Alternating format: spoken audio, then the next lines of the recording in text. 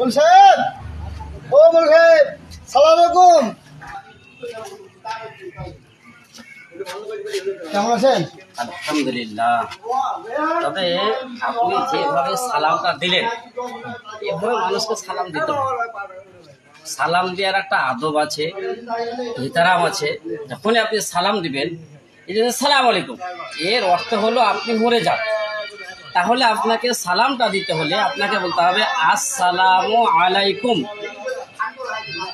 আপনার প্রতি আমি বলছি যে আসসালামু আলাইকুম বলবেন, তবেই তো হবে যে আল্লাহ আপনার উপরে রহমত বর্ষিত করুক। তখন আপনাকে আমি বলবো ওয়া আলাইকুম আসসালাম, আপনার প্রতি আল্লাহ রহমত ও বরকত বর্ষিত করুক।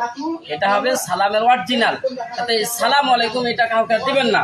যখনই সালাম করবেন বলবেন আসসালামু আলাইকুম। কি বলবেন? আসসালামু আলাইকুম। আলাইকুম।